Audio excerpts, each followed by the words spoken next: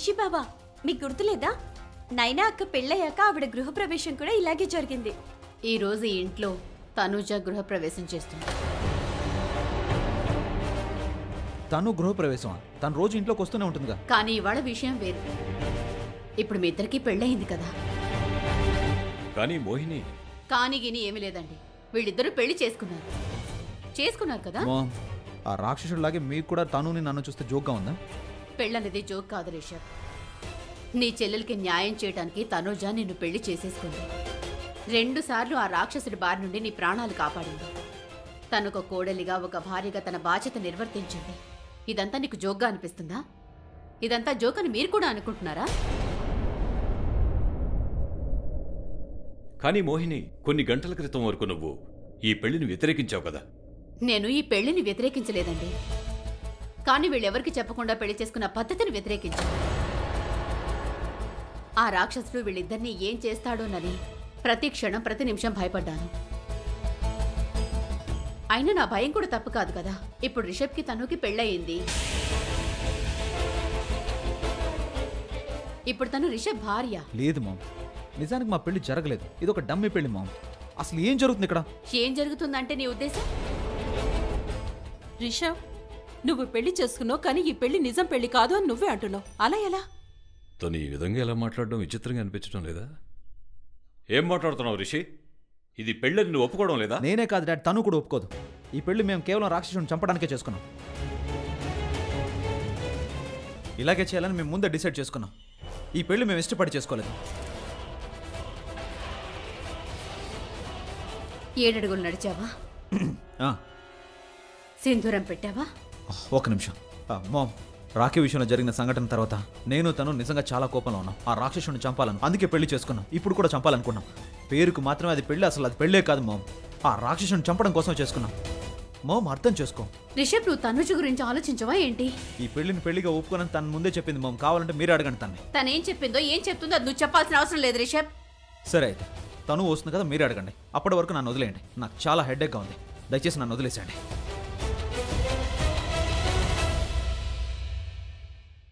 అదిగో చూడు, తనుజ్ వచ్చేసింది. తననే అడుగుతాను.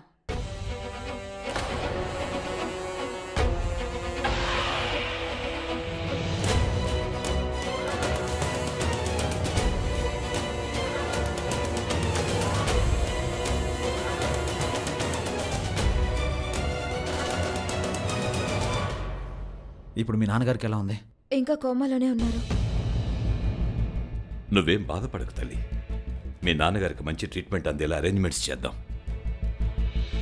Thanks uncle. ఆయనకి యాక్సిడెంట్ అయ్యింది, కానీ ఎలా జరిగిందో తెలీదు.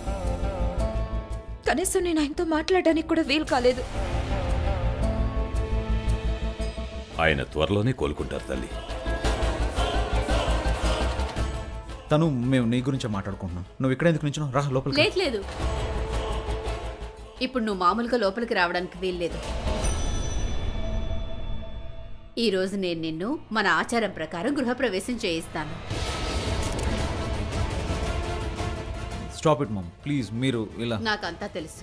మీ పెళ్లి జరిగిన తర్వాత నువ్వు ఇంటికి వచ్చినప్పుడు నేను చాలా కోపంగా ఉన్నాను. నేను అనరాని మాట్లాడినాను. కానీ ఇప్పుడు జరిగిందంతా మాకు తెలిసింది. మనస్ఫూర్తిగా నిన్ను కోడలిగా అంగీకరిస్తున్నాం. మేమందరం నిన్ను స్వీకరిస్తున్నాం. ఈ ఇంటి కోడలిగా నిన్ను గౌరవిస్తున్నాం. అంటే నిజానికి అలాంటి విషయం ఏమీ లేదు. చూసారా, నేను చెప్పాను కదా, తను కూడా ఈ మ్యారేజ్ని యాక్సెప్ట్ చేయదు. నువ్వు ఈ పెళ్లిని అంగీకరించట్లేదా?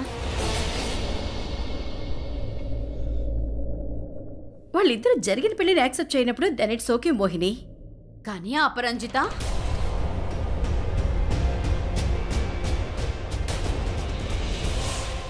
మోహిని, వాళ్ళిద్దరూ పెళ్లి చేసుకున్నారు. వాళ్ళు ఈ పెళ్లిని యాక్సెప్ట్ చేయనప్పుడు మనమేం చేయగలం?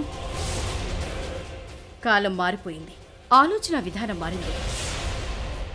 ప్రతి ఒక్కరికి వాళ్ళ ఆలోచనలు వాళ్ళకుంటాయి. దానికి మనమేం చేయలేం మోహిని. పైగా వాళ్ళిద్దరికీ ఏం చేయాలో ఏది చేయకూడదో తెలుసు. వాళ్ళు పెద్దవాళ్ళయ్యారు. మనం వాళ్ళని ఏ విషయంలోనూ ఫోర్స్ చేయకూడదు.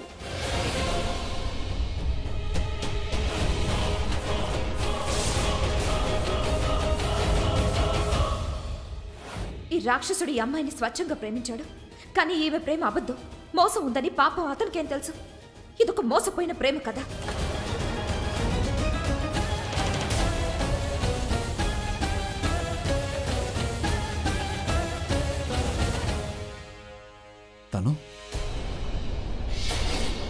తను వాళ్ళకి పెళ్లి మనం ఇష్టంగా చేసుకోలేదని చెప్పు. బాగా ఆలోచించుకొని సమాధానం చెప్పు తనుజ. పెళ్ళనేది ఆడుకునే ఆటేం కాదు. మోహిని, పెళ్లి చేసుకున్నారంటే అర్థం వాళ్ళకి ఇష్టం లేకపోయినా జీవితాంతం అలాగే చేసుకున్న వ్యక్తితో కలిసి ఉండాలని కాదు. ఈ రోజు నేను కేవలం తనుజ సమాధానం మాత్రమే వినాలనుకుంటున్నాను. చూడు, నీ సమాధానమే డిసైడ్ చేస్తుంది ఈ ఇంట్లో కొత్త కోడలు గృహప్రవేశం చేస్తుందా లేదా అని. పెళ్లి చేసుకుని కొత్త పెళ్లి కూతురు నిలబడి ఉంది, గుమ్మంలో కలసం ఉంది, అత్తారీలు ఆహ్వానిస్తుంది. ఇప్పుడు చెప్పు తనుజ, నువ్వు ఈ రోజు ఇంట్లోకి కొత్త కోడలుగా గృహప్రవేశం చేస్తావా?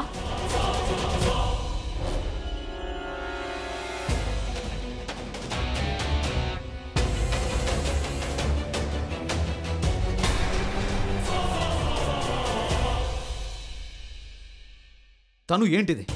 ఈ పెళ్లి మనం రాఖీ పగ కోసం చేసుకున్నాం. పెళ్లి చేసుకున్నాం కనుక ఆ బంధం నిలబెట్టుకోవాలి. What nonsense! నేను ఈ పెళ్లిని యాక్సెప్ట్ చేయట్లేదు. రిషబ్ ఇప్పుడు తనుజ ఈ పెళ్లిని యాక్సెప్ట్ చేసినప్పుడు నువ్వెందుకు అలా మాట్లాడుతున్నావు? నువ్వు రిషబ్ మాటలనే పట్టించుకోకు. తనకు అర్థం కావడం లేదు. ఒక్కోసారి ఏది తప్పో ఏది ఒప్పో సరిగా గ్రహించలేడు. నిదానంగా అన్నీ తెలుసుకుంటాడు.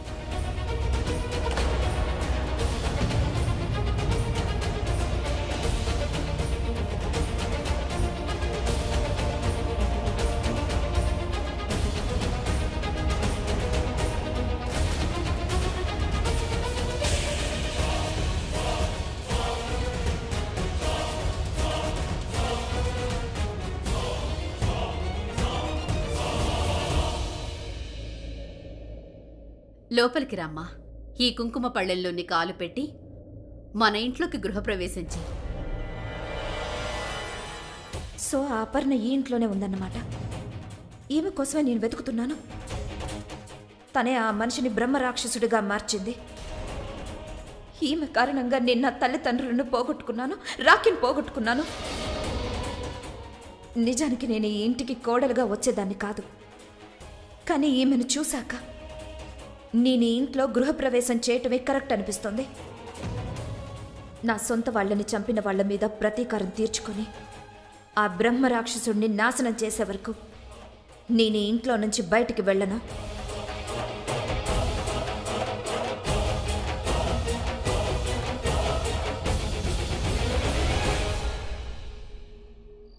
ఒక్కటి మాత్రం మంచిదైంది. సురేష్ గారు తనూజకు ఇప్పటివరకు ఏమీ చెప్పలేదు. అసలు విషయం చెప్దాం అనుకునే లోపే కోమాలోకి వెళ్ళిపోయాడు. ఇక్కడేం జరుగుతుందో నాకు తెలుసు. ఏం జరుగుతుంది? మేమిక్కడ ఆ అమ్మాయికి ఏ విషయం తెలియకుండా ఉండాలని మేం ప్రయత్నం చేస్తామంతే. అపరంజిత, తనకీ తెలుసు. ఏం తెలుసు? అదేంటో తెలీదు, కానీ తనకేదో తెలుసు. ఆ అమ్మాయి నన్ను చూస్తున్న చూపు నాకు చాలా విచిత్రంగా అనిపించింది. తనకి డెఫినెట్గా ఏదో తెలుసు. ఆ అమ్మాయికి చాలా విషయాలు తెలుసని నా మనసు చెప్తోంది. ఈ ఇంట్లో గృహప్రవేశం చేయటానికి ఒప్పుకుంది, అది ఒక్క క్షణంలోనే. ఇంకా తన పెళ్లి పరిస్థితుల గురించి వింటే నాకు చాలా విచిత్రంగా అనిపిస్తుంది. అలాగా? చెప్పాలంటే ఇలాంటి అమ్మాయిలు కూడా కొంతమంది ఉంటారు. వాళ్ళు కేవలం మొగుడి డబ్బు కోసం, ఆస్తి కోసమే పెళ్లి చేసుకుంటారు కదా? ఇలాంటి మాటలు మాట్లాడుకోవటానికి టైం కాదు. నేను చూసింది చెప్పానంతే. అదంతా నీ భ్రమ. అలాంటిదేమీ లేదు. ఒక సాధారణమైన మేనేజర్ కూతురు ఏం చేయగలదు చెప్పు? రాఖీ చావుని అవకాశంగా తీసుకుని ఇంటికి కోడలైందా, అంతకంటే ఇంకేమీ లేదు. వీళ్ళు ఈ కాలపు పిల్లలు. ఈ జనరేషన్లో వాళ్ళందరూ ఇలాగే ఆలోచిస్తారు, ఇలాంటి పనులు చేస్తూ ఉంటారు, ఇలాంటి నిర్ణయాలు తీసుకుంటూ ఉంటారు. అది ఒక క్షణంలోపే. అలాగే వాటిని నిలబెట్టుకుంటారు, సక్సెస్ఫుల్ కూడా అవుతారు. ఎనీవే, నువ్వు ఈ విషయాలు పట్టించుకోకు. ఇంట్లో అందరూ అలసిపోయారు. నువ్వు కూడా వెళ్ళి విశ్రాంతి తీసుకో.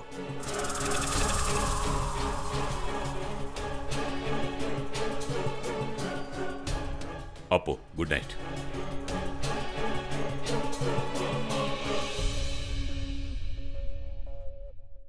బావగారు, అపరంజిత అంత నమ్మకంగా చెప్పినప్పుడు మనం ఆ అమ్మాయి మీద ఒక కన్నేసి ఉంచాలి.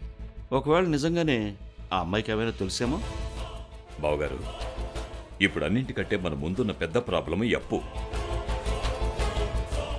ఫస్ట్ అప్పు చాప్టర్ క్లోజ్ చేద్దాం, తరువాత ఆ అమ్మాయి సంగతి చూద్దాం. ఏం ఆలోచించారు మీరు? ఆలోచించిన దాన్ని కార్యాచరణలో పెట్టాలి. జాగ్రత్తగా వినండి.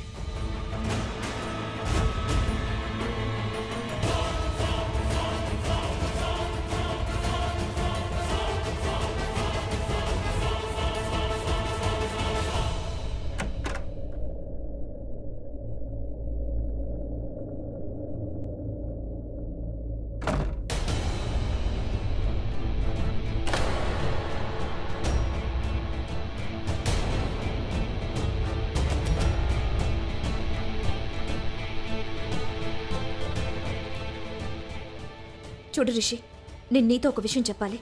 నేను ఈరోజు చేసిన దానికి వెనక ఒక కారణం ఉంది. ఏంటా కారణం? రిషి, ఆ విషయం మాత్రం నీకు ఇప్పుడే చెప్పలేను, కానీ నా మీద నమ్మకం ఉంచు. నేను చేస్తున్నవన్నీ బాగా ఆలోచించే చేస్తున్నాను. ఏం ఆలోచిస్తున్నావు నువ్వు? కింద ఏం చేసావు నువ్వు? అసలు నీ ఉద్దేశం ఏంటి? ఏం చేశాను నేను? ఏమన్నావు నువ్వు? పెళ్లి చేసుకున్నాం, బంధం నిలబెట్టుకోవాలి అన్నావు. దాని అర్థం ఏంటి? అసలు ఏంటి? నాకు బాగా డబ్బున్న అబ్బాయి దొరికాడు, వాడిని వల్ల వేసుకుని పెళ్లి చేసుకున్నాననేగా నీ ఉద్దేశం? ఏంటి ఏమన్నావు నువ్వు? నేను నిన్ను వలలో వేసుకున్నానా? నా గురించి నువ్వు ఇంత అసహ్యంగా ఆలోచిస్తున్నావా రిషబ్? ఓకే, నా ఉద్దేశం అది కాదు. కాస్త మర్యాదగా మాట్లాడు. ఓకే, నేను మాట్లాడలేను. మర్యాద లేని వాళ్లతో నేను మర్యాదగా మాట్లాడలేను. అసలు ఏమంటున్నావు నువ్వు? డబ్బు నా అబ్బాయిని చూసి అంటే నిన్ను వలలో వేసుకొని పెళ్లి చేసుకున్నాను కదా? అవును, అదే నిజం. అవును, నేను ఈ ఇంట్లో గృహప్రవేశం చేశాను ఎందుకంటే మీ ఇంట్లో ఉన్న డబ్బంతా కాజేసేద్దామని అనుకుంటున్నాను. డబ్బంతా కాజేసిన తర్వాత ఇక్కడ నుంచి సంతోషంగా వెళ్ళిపోతాను, సరేనా? నీకేమైనా పిచ్చి పట్టిందా ఏంటి? నువ్వు ఇంట్లో ఉండాలనుకున్నావా? ఈ ఇంట్లో చచ్చిపోతావు. అయితే మంచిదే కదా, అప్పుడు మీ డబ్బు నేను తీసుకుపోలేను కదా, నీకు సంతోషంగా ఉంటుంది. నువ్వు ఇంట్లో ఉండలేవు, అర్థమైందా? నోరు మూసుకుని వెంటనే మీ డాడీని తీసుకుని సిటీకి వెళ్ళు. అక్కడ మంచి హాస్పిటల్లో ట్రీట్మెంట్ చేయించుకో, వెళ్ళు. ఓ ప్లీజ్, మా నాన్న ఆరోగ్యం గురించి ఏం చేయాలో నాకు బాగా తెలుసు. అలాగే చూడు, ఇంకో విషయం, నిన్ను వలలో వేసుకున్న అమ్మాయిని పెళ్లి చేసుకున్నానని నీ బాధ కదా, సో ఆ బాధ కొన్ని రోజుల నుంచి. ఒక్క నిమిషం తను.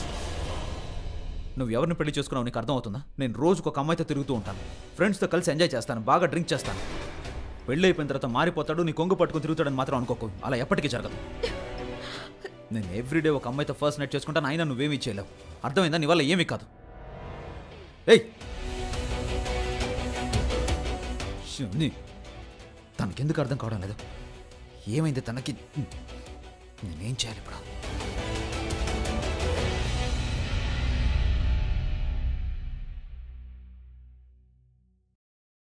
ఈ నగలన్నిటినీ నేను రాఖీ పెళ్లి కోసం అని చేయించాను. బాగా ఘనంగా వైభవంగా తన పెళ్లి చేయాలనుకున్నాను. కానీ చూసావా, తన జీవితం అక్కడితోనే ఆగిపోయింది. నా కూతురి లోకం నుండి వెళ్ళిపోయింది. మోహిని, ఒక్క విషయం ఆలోచించు. మరొక అమ్మాయి తన ఇంటిని విడిచిపెట్టి నీ ఇంట్లో అడుగుపెట్టింది. తను నీ కోడలు. నువ్వు చెప్పింది నిజమే. ఈ నగలన్నీ నేను తనూకిచ్చేస్తాను. ఇప్పుడు నా దృష్టిలో ఇప్పుడు తనే నా కూతురు. మీరు ఇక్కడేం చేస్తున్నారు మోహిని? నగలు చూసుకోవటానికి ఇదేనా సమయం? ఎందుకు? ఏమైంది? ఫైనల్లీ ఓ గుడ్ న్యూస్ వచ్చింది. ఇంత బాధలో కూడా అందరం సంతోషంగా ఉన్నాం. కానీ ఈ విషయంలో రిషి సంతోషంగా లేడు. మీరు కూడా ఏంటండి? మన రిషబ్ ఇంకా చిన్నవాడు, కొన్ని విషయాలు అర్థం చేసుకోలేడు. కానీ మీరు అర్థం చేసుకోవాలి కదా. ఇందులో ఆలోచించాల్సిన అవసరం ఏముంది? అసలు ఆలోచించడానికి టైం ఎక్కడుంది? బాగా అలసిపోయాను, నేను నిద్రపోవాలి. మోహిని, నువ్వు కూడా అలసిపోయావు కదా, తొందరగా పడుకో. చూడప్పు, అసలే నీ మీద రాక్షసుడు అటాక్ చేశాడు. బాగా అలసిపోయి ఉంటావు కదా, వెళ్ళి రెస్ట్ తీసుకో. అవునప్పు, చాలా దూర ప్రయాణం చేసి వచ్చావు. వచ్చిన వెంటనే ఈ విధంగా జరిగింది. వెళ్ళి విశ్రాంతి తీసుకో. Good night. Good night.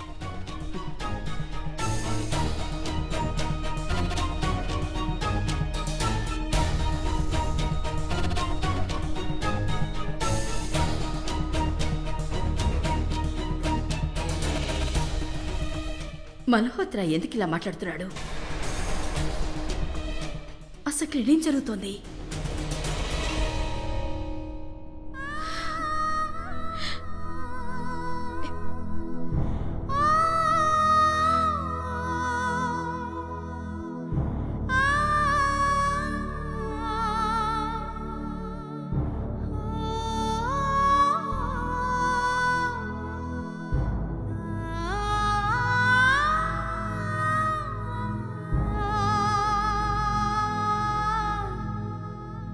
ఈ ఇంట్లో వాళ్ళందరూ నిన్ను కోడలుగా అంగీకరించినా నేను మాత్రం నిన్న ఇంటి కోడలుగా అంగీకరించను. అర్థమైందా నీకు?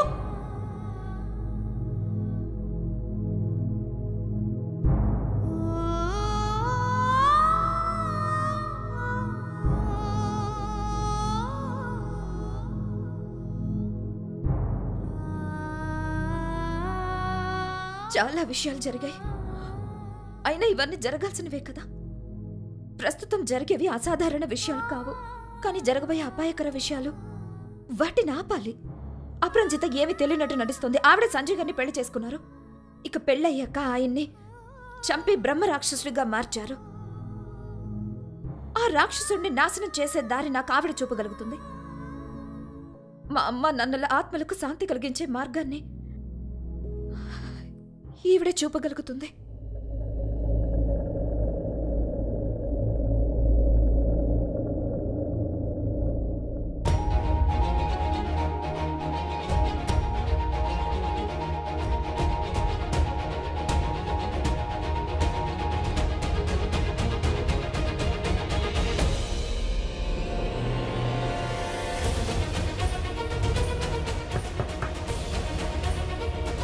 నేను లోపలికి రావచ్చా?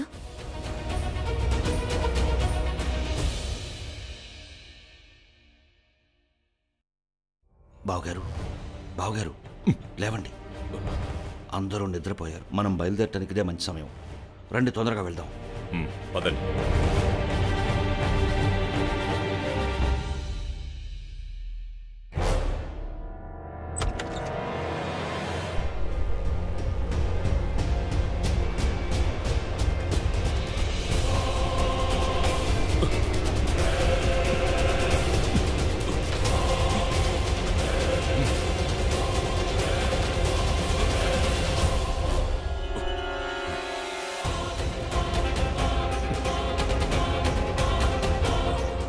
ఇప్పుడు మనం అక్కడికే వెళ్ళాలి. అవును, రాక్షస భవనం.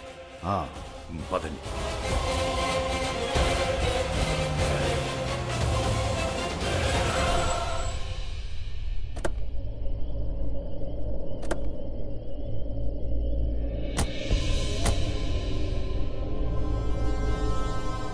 బావగారు, దీని ఎదురుగానే రాక్షస స్థలం ఉంది. ఇప్పుడు మనం ఈ కథకు చివరగా ముగింపు పలకబోతున్నాం. మన దగ్గర వేరే దారి కూడా ఏదీ లేదు. మనం ఎవ్వరూ చావలేం. ఇప్పటికే మనం రాకిని పోగొట్టుకున్నాం. కానీ ఇక ఇదే చివరి మరణం అవ్వాలి. నిజంగా. పదండి. పదండి.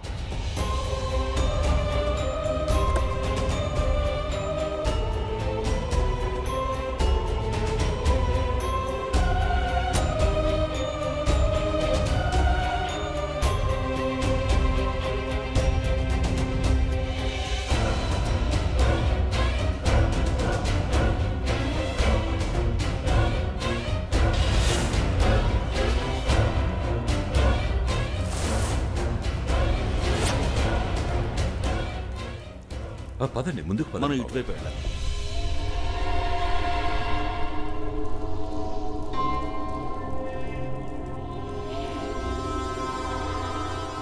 ముందుకు పదండి. జాగ్రత్తగా పట్టుకోండి బాబు.